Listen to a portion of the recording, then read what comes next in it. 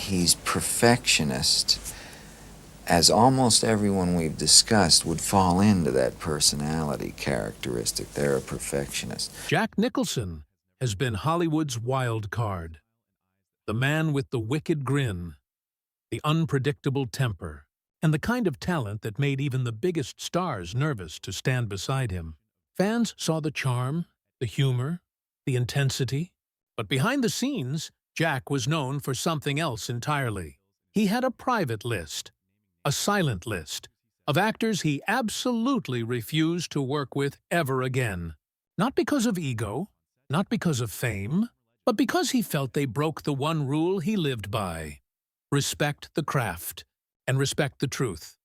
Now 88 years old, long retired, hidden away in his $100 million mansion overlooking Los Angeles, Jack Nicholson has finally spoken. And what he revealed shocked even insiders who thought they knew every Hollywood feud. 6 actors, 6 massive names who Jack says poisoned the industry, ruined the art, or committed the one thing he would never forgive: betrayal. Some were co-stars he clashed with on set. Some were rivals he believed stole roles, stole credit, or tried to destroy him. And one name was someone the world believed was his close friend. For decades, Jack stayed silent. But now, he no longer cares about studios, contracts, or backlash. He's not trying to protect careers. He's not trying to stay diplomatic. He's simply telling the truth. The truth he says he was forced to swallow for 40 years. And once you hear the names, you'll never watch their films the same way again. Jack Nicholson didn't become one of the most feared and respected actors in Hollywood by smiling his way through the industry. Behind every award, every headline, every unforgettable performance, there was a man who understood the business far better than most people ever realized. Jack knew Hollywood wasn't built on talent alone. It was built on loyalty, quiet alliances, and a constant battle to protect yourself from the people who would do anything for power, roles, or fame. And unlike most actors who played along, Jack never pretended that everyone in the industry was a friend. If someone betrayed him, disrespected him, or crossed a line he considered sacred, he did not forgive. He did not forget, and he did not work with them again. No matter how big the movie was, no matter how much money was offered.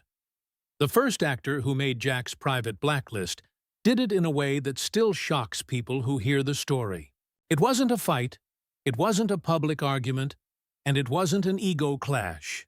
It was something worse, a strategic betrayal that cost Jack a role he was already in talks for. A role that later became one of the defining films of the decade. Jack wasn't upset because he lost the part. He was angry because it was taken behind his back by someone who pretended to be a friend. According to people close to the production, this actor went directly to the studio, undercut Nicholson's deal, and convinced executives that Jack was too difficult to control. The role was theirs within days, and Jack never spoke to them again. Years later, when someone asked him if he'd ever appear in a film with that actor, Jack replied with a single sentence: "I don't shake hands with thieves." The second person on the list didn't steal a role. They insulted his legacy. In the early 90s, during a television interview, this actor was asked about Nicholson's career and casually dismissed him as someone who just plays the same character in every movie. The clip spread across Hollywood, and while Jack never responded publicly, insiders say he was furious. Nicholson didn't care if a critic said that, but a fellow actor, someone who knew the effort behind the work, that felt like betrayal. From that moment on, any studio that suggested a film involving the two was immediately rejected. Directors learned the rule quickly. If Jack Nicholson was in the cast, this actor was automatically out. But the deepest cut, the most personal wound, didn't come from rivalry, insults, or studio politics. It came from someone Jack trusted, someone he worked beside for months, shared private conversations with, and believed was a true friend. During a difficult period in Nicholson's personal life, That actor leaked private information to the press. Not rumors, but real personal details that only a friend would know. The headline made national news, and Jack instantly knew who the source was. He never confronted the actor. He simply removed them from his life, refused every project involving them, and never mentioned their name again. Years later, when asked if he still considered that actor a friend, Jack answered calmly, "He knows what he did. That's enough." What makes all of this so unsettling is that Nicholson never made public enemies. He never wrote a book exposing people. He didn't go on talk shows and name names.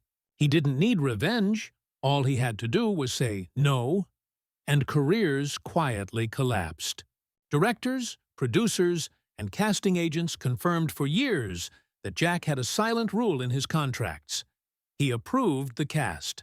If one of those 6 actors appeared anywhere on the list, Nicholson walked away. No arguments, no explanations. He knew his value, and Hollywood knew it too. And now, at 88, long past the point of protecting reputations, Jack is finally ready to say the names out loud. Starting with the first actor, he says he never forgave and never will. The first name, Jack Nicholson, finally revealed wasn't some forgotten actor or someone the public already assumed he disliked. It was a name that carried weight, fame, and a long-standing reputation in Hollywood. Someone fans believed shared mutual respect with Jack.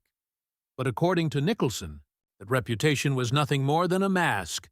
The actor had spent years pretending to admire Jack while quietly working against him, and the role they took from him in the late 1970s was only the beginning.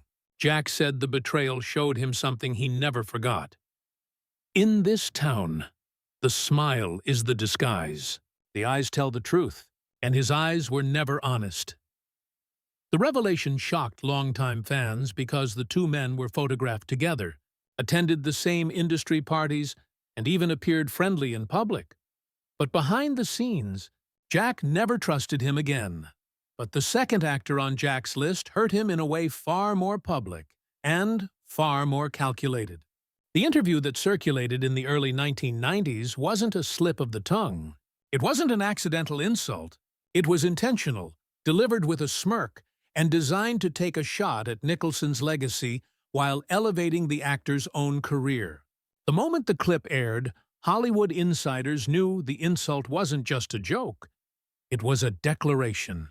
Nicholson watched the interview, didn't say a word, and made a silent decision that would follow both actors for the rest of their careers. Directors soon learned the truth. If they wanted Nicholson, they couldn't have that actor. Studios tried to negotiate. They offered rewrites, money, even new contracts. Jack never budged. "If he's in," Jack told one producer, "I'm out." The producer thought Nicholson was bluffing. He wasn't. The film moved forward without him, and it flopped.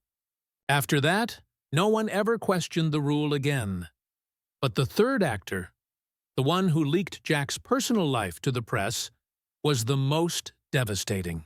Not because of fame, not because of career tension, but because betrayal hurts most when it comes from someone trusted. At the time, Jack was going through a private struggle the public didn't know about, and the information became tabloid headlines overnight. It wasn't a rumor. It was real, personal, and deeply private. The kind of information that could only come from someone close. When Nicholson learned who had leaked it, he didn't shout, didn't confront, didn't threaten.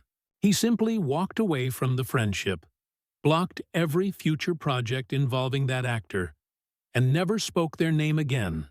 Insiders say the actor tried years later to apologize, but Nicholson never responded. "I can take a lie," Jack once said, "but I don't take betrayal." Even though Hollywood is known for its grudges, what makes Jack Nicholson different is that he never used the media to fight back. He never exposed people publicly. He didn't need to. His silence was enough to blacklist actors without ever having to say a word. That's why the moment he decided to speak, to actually name the people he hated, sent shockwaves through the industry. Because Jack Nicholson doesn't talk unless he means it. And now, at 88, he says, There is no reason to protect anyone anymore. Not the studios, not the friendships, not the public version of Hollywood everybody thinks is real. I'm not carrying this to the grave, he said. Some people need to be remembered for who they really were. And the most shocking part? The next actor he exposes is someone everyone believed he admired. A co-star from a film that became a Hollywood classic. The world saw their chemistry on screen. But off-screen, Jack says that actor was the most difficult, selfish performer he ever worked with. A person whose behavior made Nicholson walk off set more than once. And when he finally told the story, it changed everything people thought they knew about that movie. And that actor. Fans believed Jack Nicholson shared a rare kind of chemistry with one particular co-star. The kind that came from mutual respect, shared intensity, and creative trust. When the film became a classic, audiences assumed the bond was real both on and off screen. But according to Jack, that was nothing more than Hollywood illusion. Behind the scenes, the actor he worked beside wasn't just difficult.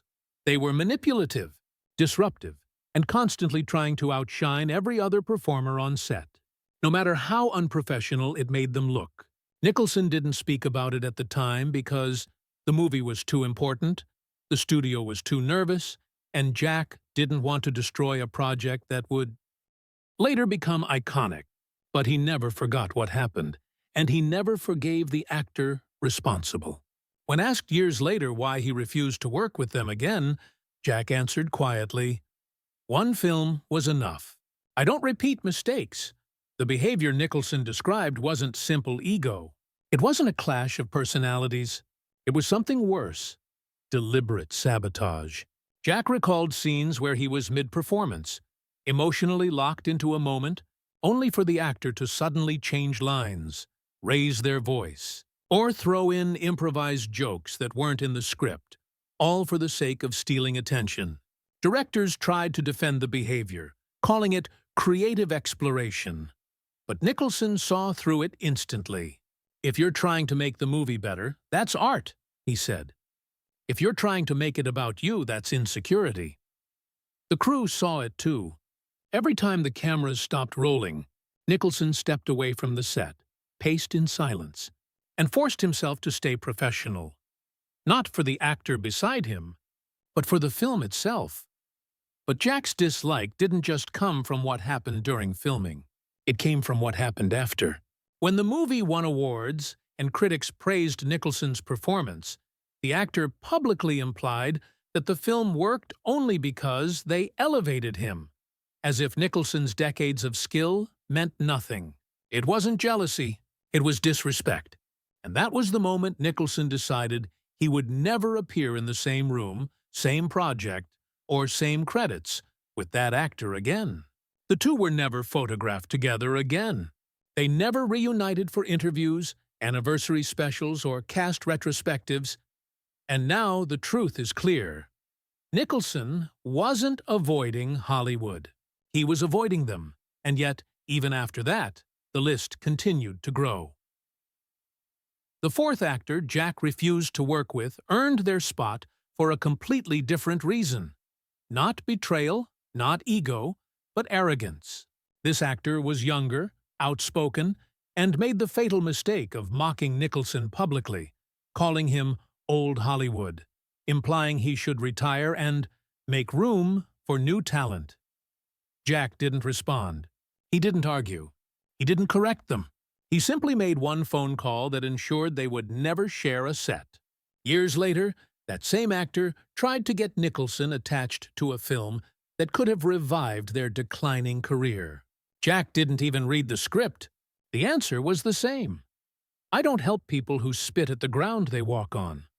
By now, the pattern is undeniable. Every name on Nicholson's list wasn't the result of petty disagreements. It was the result of a line being crossed, a value being broken, a personal code being violated. Jack Nicholson never cared if a critic attacked him. He never cared if tabloids mocked him. But when an actor tried to steal, deceive, or publicly disrespect him, that was different. That was war. And Nicholson didn't fight with fists or headlines. He fought with silence, the most dangerous weapon in Hollywood. But the final two names on the list are the most shocking of all, because they aren't enemies from the outside. They're legends, Oscar winners, household names, and one of them was so close to Nicholson at one point that people believed they would work together for life, until one moment changed everything. And Jack walked away forever. The fifth name on Jack Nicholson's list wasn't someone he disliked from a distance. It was someone he once admired. A legendary actor, respected by the entire industry, and celebrated for performances that defined an era. For years, fans assumed the two were allies, even friends, because they shared the same level of fame, the same awards, the same power. But behind the scenes, Nicholson says the truth was very different. Their rivalry didn't start with a public argument, a stolen role, or an interview. It started in private, during a film negotiation that never became public. According to Jack, this actor tried to force a studio to remove Nicholson from a film completely, claiming he was too old, too unpredictable, and no longer relevant to a younger audience. The message wasn't meant to reach Nicholson, but it did. And in that moment, respect died.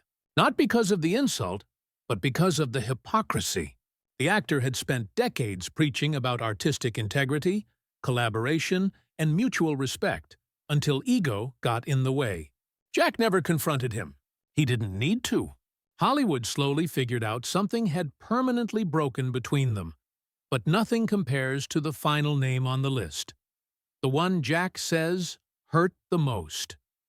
This was someone he spent real time with, someone he trusted, someone he believed understood the weight of loyalty in an industry built on lies.